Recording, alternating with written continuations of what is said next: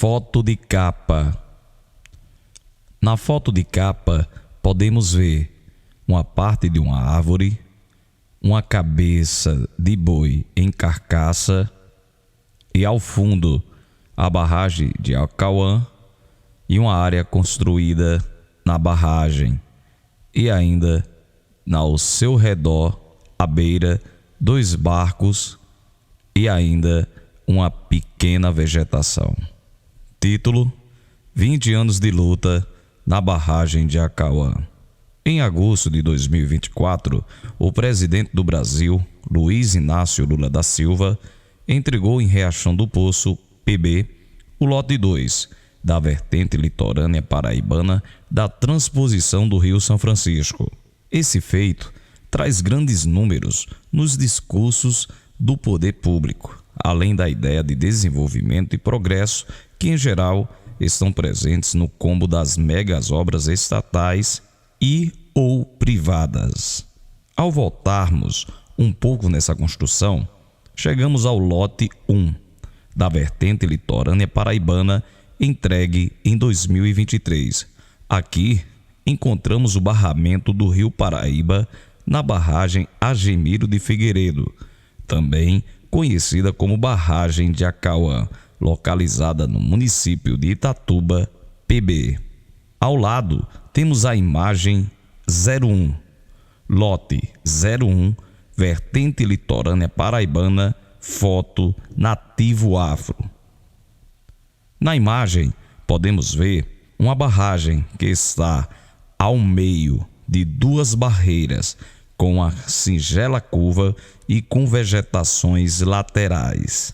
Nessa região encontramos uma comunidade ribeirinha que foi afetada diretamente pelo alagamento das áreas que viviam e por lá não poderiam permanecer, já que a bacia hidrográfica da barragem ocuparia 1.725 hectares para armazenar 253 milhões de metros cúbicos de água. Devido a esses fatores, cerca de 1.000 famílias das comunidades de Junco do Seridó, Melancia, Pedro Velho, Ilha Grande, Cafundó e Cajá, 135 famílias apenas nesta última, foram relocadas forçosamente para outros locais, sem que fossem ouvidos e sequer foram auxiliados pelo governo do estado ou governo federal à época.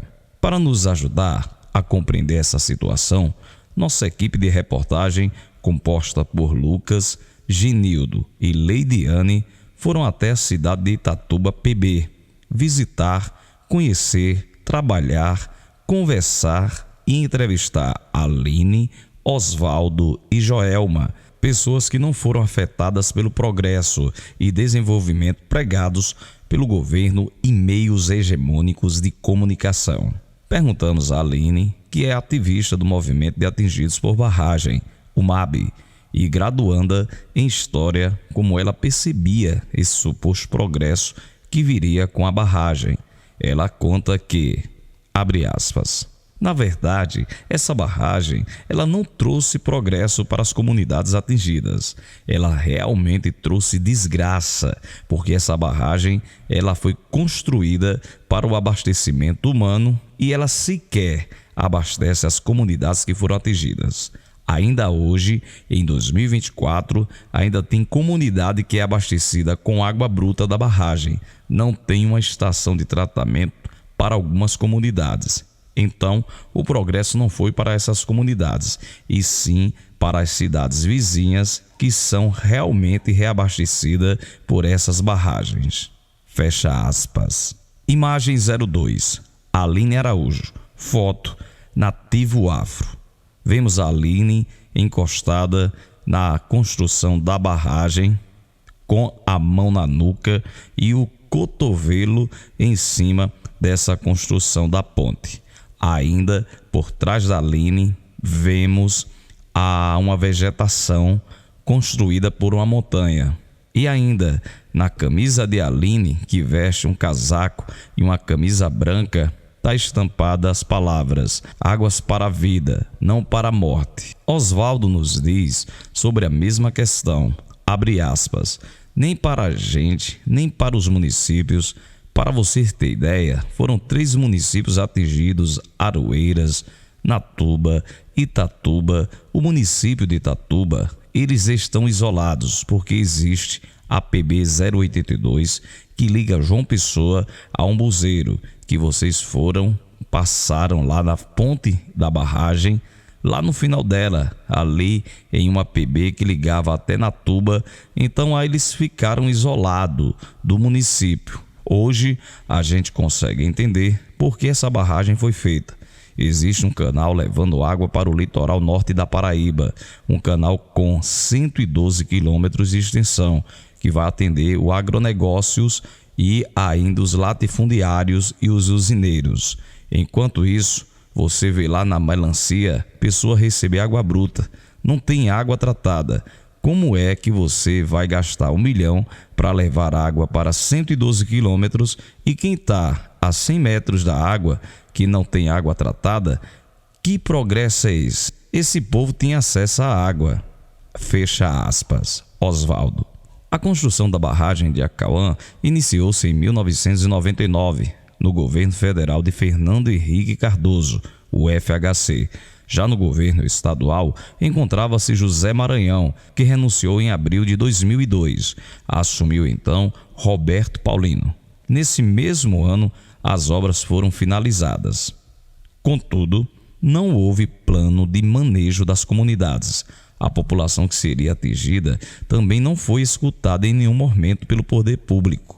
Até que em 2004 as casas começaram a alagar na madrugada, reforçando os moradores a saírem de suas casas. Joelma nos relata, abre aspas, só chegou e foi medindo até onde a água ia chegar. Mediram, aonde ia chegar, mas também não fizeram reunião com a gente, nem nada não. Fecha aspas. Imagem 03, Joelma, foto Nativo Afro. Joelma está com a camisa branca do movimento Atingidos por Barragem e ainda com a frase Águas para a Vida, não para a Morte. Atrás dela encontra-se uma vegetação árida e um pouco de verde composta pela vegetação. Oswaldo, abre aspas, foi muito atropelado aqui essa imposição do Estado. A gente não sabia o valor da indenização, não sabia para onde ia, qual o tipo de casa que ia receber, desde as comunidades de Cajá, Melancia, Pedro Velho, Ilha Grande, Junco do Siridó. Todas essas comunidades foram atropeladas. Para você ter ideia, em janeiro de 2004, quando teve as fortes chuvas na Paraíba, a gente não esperava essa quantidade de chuva e a gente ainda estava morando nas comunidades anteriores, onde ficaram submersas e a gente teve que sair às pressas. E para onde a gente foi? Saiu às pressas, ainda não tinha as casas prontas. Fecha aspas.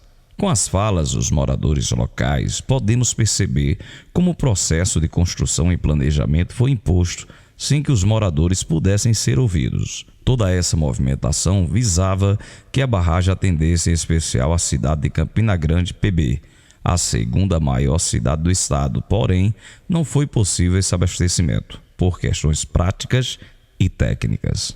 Ao falar sobre suas memórias e da comunidade do Cajá, onde morava, mas foi tomado pelas águas, Aline nos diz, abre aspas, então a gente ainda tem isso registrado em fotografias e na nossa memória, A barragem, ela afogou o nosso passado, mas ela não conseguiu afogar as nossas memórias. E ainda dói muito pensar em tudo. Às vezes eu fico imaginando, pensando lá nos lugares onde eu passeava, na minha casa onde eu morava, as escolas e um lugar que eu sei que eu nunca mais eu vou conseguir retornar e ver como está o lugar. Fecha aspas.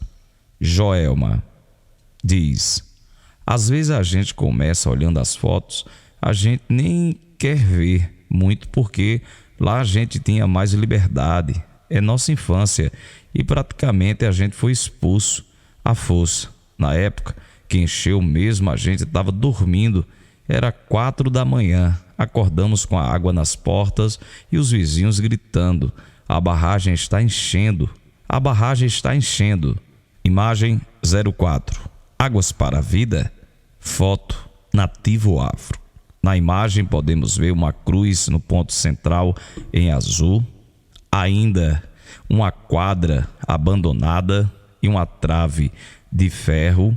Podemos ainda ver na sua esquerda da foto há uma vegetação na beira da barragem e ainda a barragem por trás dessa cruz e também uma construção da barragem e ainda uma montanha por trás dessa construção. Nas falas dos nossos entrevistados é perceptível a sensação de abandono por parte do poder público. Em estudo feito por Lucas da Silva em 2013, ele identificou que os locais que estão atualmente submersos contavam com cerca de 29 equipamentos comunitários como escolas, posto de saúde. Desse montante, 17 estavam localizados nas comunidades de Cajar e Melancia. Contudo, ainda no início da década passada, apenas 2 equipamentos comunitários foram reconstruídos, nas comunidades de Vila Nova e Pedro Velho, no município de Aroeiras. Frente a esse descaso, os ribeirinhos tiveram de ir à luta. Uma das formas de organizarem-se para buscar seus direitos foi a partir do movimento de atingidos por barragem, o MAB, que atua em nível nacional no enfrentamento político e social em busca de melhores condições de vida para aqueles que perderam suas residências, terra, trabalho e familiares pela construção ou estouro de barragens no Brasil. Aline conta como ver a iniciativa. Abre aspas. Essa chegada da Agrovila, ela foi recebida por nós com muito entusiasmo, muita felicidade, porque quase 2 décadas depois de tanta luta, finalmente a gente conseguiu. Assim, a gente considera como um momento histórico esse projeto, porque ele vai beneficiar e parte das famílias e foi algo que nunca foi visto aqui nas nossas redondezas e que vai transformar por completo a vida de quem for beneficiado. Fecha aspas. Oswaldo nos conta ainda como está sendo a produção. Abre aspas. Produzimos primeiro uma área com quase 1 hectare de terra e fez um roçado agroecológico com milho, feijão, fava, gergelim, tudo de forma agroecológica em 2022. Depois, a gente fez um almoço coletivo, onde veio muita gente para fazer essa celebração da primeira produção em 2023. A gente fez o primeiro plantio de algodão agroecológico, com 6 hectares de terra, envolvendo 10 famílias. Imagem 05, lado esquerdo, Oswaldo da Silva, foto Nativo Afro. Podemos ver 3 pessoas na foto, uma com o rosto totalmente coberto devido ao sol, com a blusa em cima na cabeça. Podemos ver Oswaldo, que está no centro da foto, olhando para a plantação de algodão à sua frente e ainda a metade de um corpo de uma pessoa com um braço cheio de algodão com as mãos às costas. Ainda a plantação de algodão com a cor amarelada e um pouco de tonalidade verde da vegetação. A gente conseguiu produzir quase 5 toneladas. Isso contabilizou quase 25 mil para essas famílias. A empresa que comprou foi a empresa Santa Luzia. E esse ano a gente está aqui com 20 hectares de algodão branco agroecológico e envolvendo mais de 30 famílias. Em 2024, as obras da Agrovila ainda estão em andamento. Contudo, parte das famílias afetadas já conseguem voltar a trabalhar com a terra, produzir de forma agroecológica para tirar dali o seu sustento e beneficiar também as comunidades vizinhas. Ações como essa, bem como o apoio dos poderes públicos, mostram-se necessários à sobrevivência da população. Os agentes públicos que atacaram o direito à terra dessas famílias são quem detém o poder e possibilidade de mitigar as consequências predatórias da construção da barragem de Acauã. É notório que foi com a pressão pública do povo organizado que as instituições públicas passaram a tentar conter os danos colaterais criados pelo Estado há 2 décadas. Precisamos, enquanto sociedade, apoiar as lutas sociais para que os desmandos de ontem não continuem a nos afligir e para que as possíveis ações do futuro sejam planejadas para trazer o progresso e o desenvolvimento para todos, e não apenas para uma camada da população, que por vezes é uma camada irrisória, mas que detém muito poder político e econômico. Imagem 06. Agricultores e equipe de reportagem na colheita de algodão. Podemos ver os agricultores, a equipe de reportagem no centro da foto, no meio a um campo aonde tem uma plantação grande de algodão. 2 levantam a mão, acenando e fazendo o símbolo com 2 dedos para cima, símbolo que significa paz e amor. E ainda no meio da foto, outro levantando a mão com o punho cerrado, fazendo o símbolo de resistência. E as outras pessoas que estão com algodão na mão, e também na foto é possível ver um saco de algodão completo depois da colheita. E por trás deles ainda uma montanha e também um campo com árvores verdes. Esta reportagem foi construída como parte da produção da cadeira de Comunicação e Diversidade Cultural, ministrada pela professora doutora Maíra Nunes, do curso de Comunicação Social da Universidade Federal de Campina Grande. Equipe e funções: fotografia, Nativo Afro, Lucas Souza. Texto, Genildo Bezerra e Lucas Souza. Revisão, Isabela Lage. Entrevistas, Leideane dos Santos e Lucas Souza. Revisão das transcrições, Antônio Fábio, Genildo Bezerra e Lucas Souza. Imagens extras. Imagem 07, barragem de Acauã, foto, Nativo Afro. Podemos ver a barragem de Acauã, onde jorra muita água ao centro, e à sua frente da barragem uma construção. E na frente da construção da barragem podemos ver uma mata onde tem árvores e com a vegetação verde, e acima da barragem uma montanha. Imagem 08, águas da barragem do Acauã, foto Nativo Afro. Podemos ver a barragem repleta de água, montanhas ao centro, e ainda na esquerda a vegetação verde com árvores e também mais vegetação mínima. À sua direita tem uma pequena vegetação na beira da barragem. Imagem 09, construção da agrovila, foto Nativo Afro. Podemos ver uma paisagem árida com pedras à direita, ainda um restante de árvore derrubada, também casas no centro, contabilizando 1, 2, 3, 4, 5, 6 casas no mesmo formato, aonde comporta caixas d'água em cima, e por trás dessas casas uma montanha, contemplando ainda árvores e vegetação. Imagem 10, colheita do algodão, foto Nativo Afro. Podemos ver na foto uma plantação de algodão, e onde um homem está à direita com as mãos no algodão fazendo a colheita. E ainda por trás do homem a gente vê ali um campo e estacas. Referências: Agência Gov. Presidente Lula realiza entrega da maior obra hídrica da Paraíba. 30 de agosto de 2024, disponível em https://agenciagov.ebc.com.br/notícias 2024-08/presidente -participa -inauguração da maior -obra -hídrica -da -Paraíba. Acesso em 12 de setembro 2024.